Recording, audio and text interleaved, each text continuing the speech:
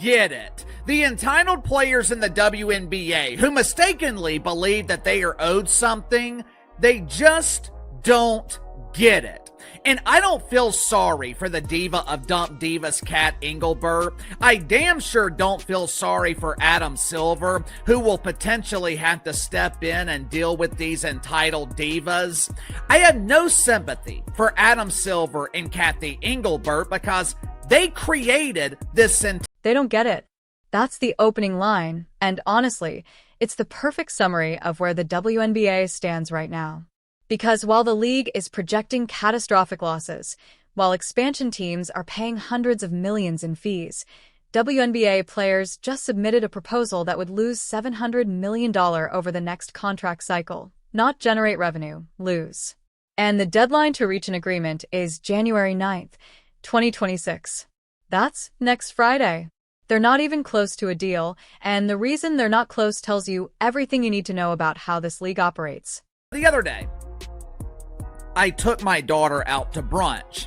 At 17 years old, it was finally time to have that dreaded talk about her getting a job. Now, in her mind, it's kind of a weird message coming from me because I don't have a job. She sees me doing what I love every day for a living, and for her, that's reality. I was ready for the typical teenage excuses. Here's the context everyone's missing. Over the past 12 months, WNBA players have positioned themselves as victims of bad faith negotiations. They've claimed Kathy Engelbert is refusing to pay them fairly. They've pointed to expansion fees from new franchises in Portland, Toronto, and the Bay Area as proof the league is swimming in cash. And on the surface, that narrative makes sense. Golden State paid $50 million for their expansion team.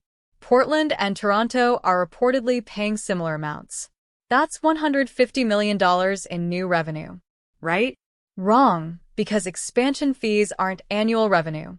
They're one-time payments that get distributed primarily to existing team owners to cover decades of accumulated debt. The league office sees only a minimal portion of those fees. So when WNBA players demand 30% of gross revenue, they're essentially negotiating for a piece of money that doesn't exist in the league's operating budget. At ESPN, WNBA projecting huge losses in latest proposal from unbelievably entitled players. WNBA players aren't very good at a lot of things. There is a reason that the WNBA is the only nominee that has been nominated 3 consecutive years for the Huge Embarrassing Failure Awards. Hell, this league is such a failure. They have been nominated 3 times, and they have never come close to winning. Let's talk about what gross revenue actually means, because this distinction is critical. In 2024, the WNBA generated approximately $200 million in gross revenue. Sounds impressive until you understand that gross revenue is every dollar that comes in before expenses. Broadcasting rights, ticket sales, merchandise, sponsorships, all of it. But here's what gross revenue doesn't account for. Arena costs, player salaries, staff payroll, travel expenses, marketing budgets, equipment, insurance, legal fees. The list goes on. According to ESPN's reporting, even with that $200 million in revenue, the WNBA still lost between $40 and $50 million in 2024. They spent more than they made. Now, under the players' union's proposal demanding 30% of gross revenue, WNBA players would have taken $60 million off the top before the league paid for a single arena rental, before they covered one team's travel budget. That would have pushed the league's losses to $100 million in a single year. Over the last 12 months, and especially over the last 6 or 7 months, WNBA players have been playing the role of the ultimate victim. They have been claiming that Kathy Engelbert is negotiating in bad faith, when the reality is, Kat Engelbert is trying to prevent this toxic turd from being flushed, while entitled WNBA players, they are hastening their own demise. Someone please make it make sense. This is another prime example of how WNBA players have absolutely no idea. This is where the entitlement becomes staggering, because WNBA players aren't just asking for more money. They're demanding a revenue split model that ignores whether the league is profitable. The NBA's collective bargaining agreement gives players 50% of basketball-related income, but that's based on net revenue, after the league covers its operating costs. And the NBA generates $10 billion annually with massive profit margins. The WNBA generates $200 million and operates at a loss. Think about this from a business perspective. If you own a company that loses $50 million a year and your employees demand a contract that would increase those losses to $100 million annually, what would you do?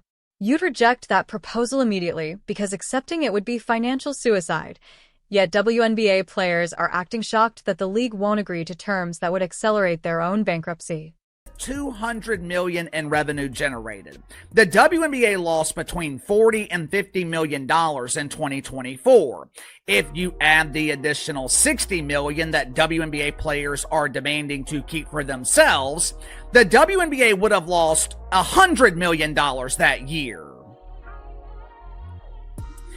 Are you starting to understand why I have been telling you guys for the past year that the 2026 WNBA season is going to be canceled?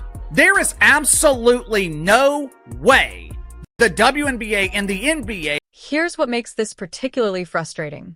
Veteran players like Natasha Cloud, who are in the final years of their careers, have zero incentive to care about the league's long-term viability. They want to maximize their earnings right now, even if it means the WNBA folds in 5 years. And the longer these negotiations drag on, the more leverage they think they have. They believe the league needs Caitlin Clark on the court, generating ratings and headlines. They think the NBA will cave to avoid the embarrassment of a canceled season. But there's a fundamental miscalculation in that strategy. The NBA doesn't need the WNBA. NBA owners don't need WNBA franchises.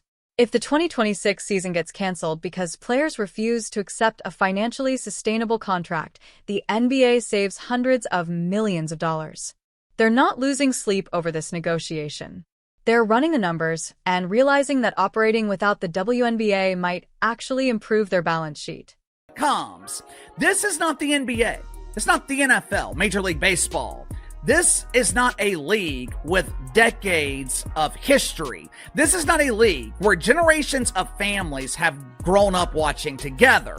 Most people have no emotional ties to the WNBA. If this toxic turd disappeared, no one is going to care. They only cared about one player, Caitlin Clark, and the longer she is off the court, the longer she is out of the mainstream, the less valuable Caitlin Clark becomes. And let's address the Caitlin Clark factor directly, because this is where WNBA players are making their biggest mistake. Yes, Clark drove massive ratings increases in 2024. Yes, she's the most marketable player in league history. Yes, her presence makes the WNBA more valuable, but here's the reality. The longer she's off the court, the less valuable she becomes to mainstream audiences. Casual fans who tuned in to watch her play aren't going to wait 2 years for the league to resolve a labor dispute. They'll move on to other sports, other entertainment options. WNBA players think they're leveraging Clark's star power to force the league into accepting their demands. In reality, they're destroying her marketability with every month that passes without basketball. And when the league finally does resume, if it resumes, those casual fans won't come back.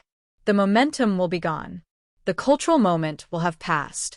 Below, I'll see you guys. So, here's where we stand with 8 days until the January 9th deadline.